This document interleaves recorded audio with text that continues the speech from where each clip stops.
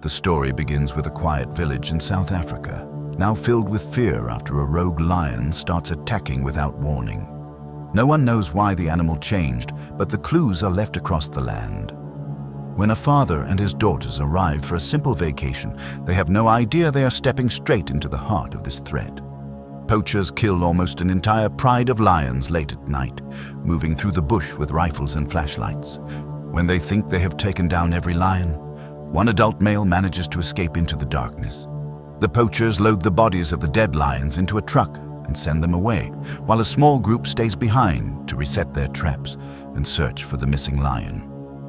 The surviving lion becomes a wounded and angry animal, and it turns on the men still in the area, attacking them in the tall grass. At the same time, Dr. Nate Samuels arrives in South Africa with his daughters, Meredith and Nora. Nate recently lost his wife, and he hopes this trip will help his daughters feel closer to where their mother grew up. Nate works as a doctor in New York, but here he is, simply trying to reconnect with his girls. They reach the Mopani Reserve by a small charter plane that lands on a rough strip of dirt in the middle of the reserve, showing how far they are from any town. Nate meets his old friend Martin Battles, a biologist who manages the reserve and understands the land well. Martin had introduced Nate to his wife years ago, so the connection is personal. He takes the family to the village where Nate's wife was raised, a quiet place surrounded by open plains. Martin explains that safari tourism supports the community and that protecting wildlife is a constant responsibility. The family stays at Martin's home, planning to explore the reserve the next day. Nate opens up to Martin about the guilt he carries from the time before his wife passed away. He explains that when he and Amalhe separated, he became distant without fully noticing how much it affected his family. Soon after their separation, Amalhe developed terminal cancer, and Nate felt unprepared for everything that came afterward. Meredith, the older daughter, has not forgiven him for leaving during such a painful time. She believes their father abandoned them right when their mother needed the most support. Nate tries to explain that he and Amalhe agreed to separate in a calm and mutual way, and that her illness came later. He says he did everything he could once she became sick, but he also admits privately to Martin that he failed to be present for his daughters. He knows he was consumed by his own problems, and he regrets not noticing the emotional distance that grew between them. This whole trip is his attempt to repair the relationship, though the girls are not thrilled about being taken to a remote wildlife reserve under the hot African sun.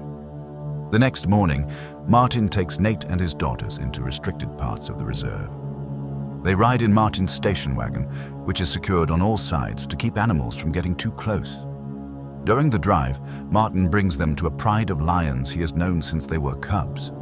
He notices one of the lions has a wound along its side, which immediately concerns him. Martin suspects poachers may have been near the area recently. While showing the family the lions, he explains how the land around them used to support a small copper mine. When the mine ran dry, the workers left and the nearby village and school were abandoned. Now only a few people remain, helping the reserve. Martin introduces Banji, a staff worker who monitors the lions as they move around the reserve. As they watch the pride, Martin explains basic lion behavior. The females are the hunters, bringing down prey to feed the group, while the males defend the territory from other lions. If a strange male crosses into their land, the resident males will fight to the end. Martin also explains that poachers target lions for their teeth, claws, and bones, which are sold illegally on the black market, creating constant danger for the animals he protects. At a nearby Songa community, Martin notices something terribly wrong as soon as he arrives. Houses are silent, and there are no signs of daily activity. After a closer look, he discovers that most of the people in the area are dead.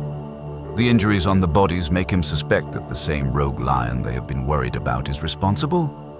Realizing the danger, Martin rushes back toward the nearest ranger station to report what he has found. While on the road, he and Nate come across an injured Songa man staggering alone. They try to help him, but his wounds are severe, and he dies before they can offer any real aid. The situation confirms that the rogue lion is nearby. Martin goes on foot to track the lion with his rifle, hoping to understand where it is headed. While he moves through the tall grass, the lion attacks him from the side, dragging him away. When Nate runs to help, the lion ambushes him as well, forcing him to retreat into the car. Meredith jumps into the driver's seat and speeds away, trying to protect everyone, but she loses control and crashes into a tree, leaving them stranded. Using a walkie-talkie, Martin contacts Nate and warns him to keep his distance. He explains that the lion is using him as bait, trying to draw the rest of them out. Since the radio cannot reach anyone outside the area, Nate puts together a tranquilizer rifle from the supplies in the back of the vehicle. His goal is to calm the lion long enough to reach Martin and find a way back to safety. When the lion charges again, Nate fires but is knocked off the top of the car. He crawls underneath for protection. As the lion attacks from below, Nora manages to stab it with a tranquilizer dart from inside the car after the lion knocks the gun from Nate's hands. The lion retreats for a moment. Meredith pulls Martin back to the car and Nate treats his wounds. However, the lion returns shortly after, barely slowed by the tranquilizer. Later, as night settles in, Martin explains that the lion likely went rogue after seeing its pride killed by poachers. Before long, a group of poachers arrives. They agree to take the group back to the village for payment, but tension grows the moment they recognize Martin, who has fought against them for years. The lion suddenly charges into the group of poachers, scattering them in every direction. The men fire their weapons wildly, but the lion's speed and strength overwhelm them, and most of them are killed within moments. In the chaos, Nate stays low and moves carefully through the area, keeping his distance from the lion while searching the bodies for anything useful. He manages to find the keys to the poacher's truck and makes his way back toward Martin and the girls. At the crashed car, Martin struggles to keep the lion from reaching Meredith and Nora. Using what little strength he has left, he distracts the lion long enough for the sisters to climb out and run.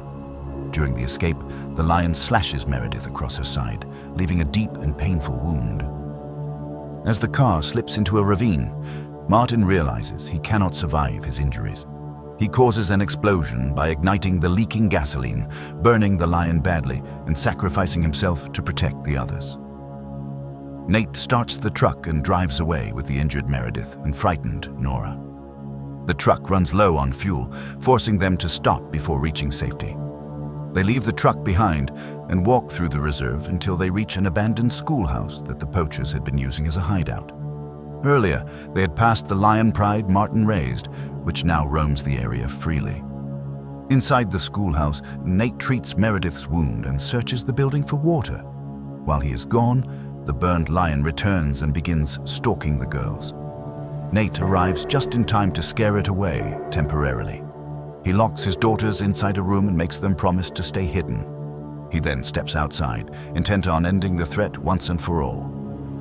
Nate provokes the lion, leading it away from the schoolhouse. He runs toward the territory of the pride Martin raised, hoping the males will react to a stranger entering their land. The rogue lion reaches Nate first and mauls him severely, but before it can finish him, the pride males attack and kill the rogue lion. A Mopani worker finds Nate and brings him to safety as he loses consciousness. When he wakes up in a hospital, Nate tells his daughters he loves them. Later, healed and closer than before, the three return to the reserve and recreate a photo taken by their late wife and mother, standing together under her favorite tree.